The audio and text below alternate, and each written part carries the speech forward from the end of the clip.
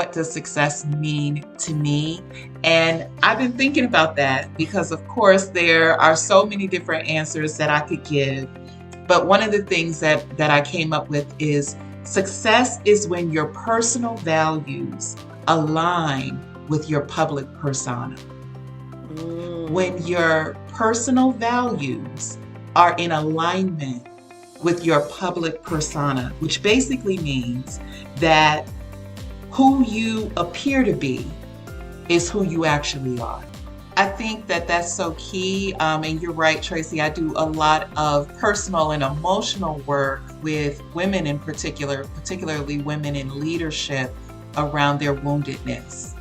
And although I take it all the way down to the root, because no pain starts today, usually it has a path, it usually has a footprint that started a long time ago, and it just continues to play out in our adult lives. But I know in the workspace, just from everything we're seeing, especially with 2020 happening, there are so many of us who have been wounded in the workplace. And I have 4 core wounds that I identify. Just the wound of rejection. You know, what happens when people don't want to take your ideas? What happens when someone else takes credit for your work? When that you don't get the that never happens. Oh, of course, never. You know, what happens when you don't get the promotion and the person you train does? There's a level of woundedness that comes, but it's still the spirit of rejection, the sense of abandonment. What happens when you take a risk and your coworkers or your boss may leave you standing out there on your own, on a limb, and that feeling of abandonment of the people that I have given my gifts to, my time to, did not have my back.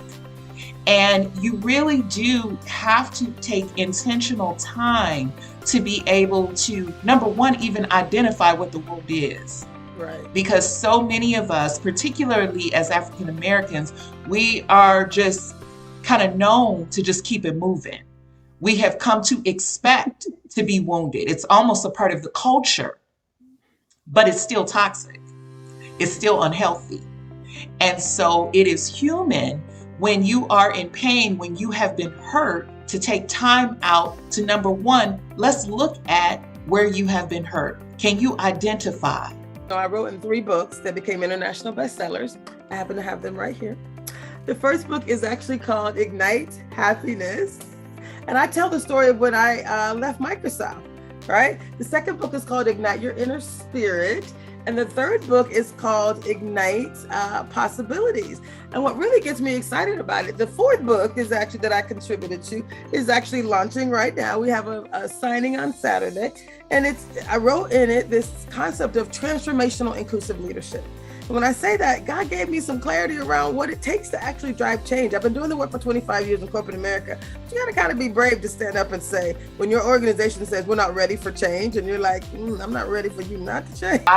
It would be nothing for you to write down, because before we go into the cognitive, the wounds are from the neck down.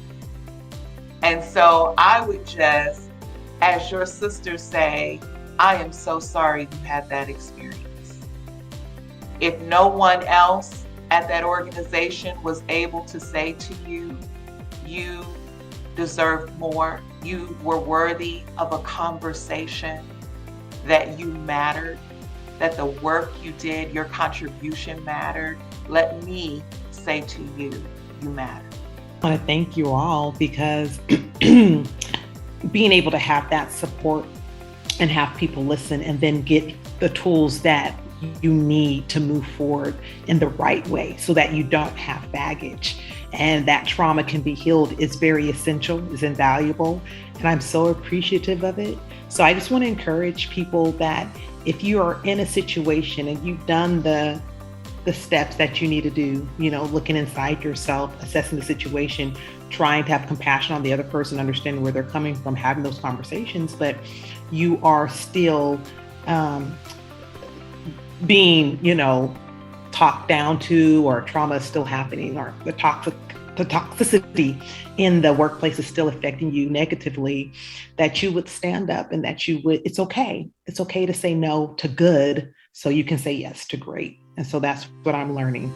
I'm saying no to good so I can say yes to great. Thank you.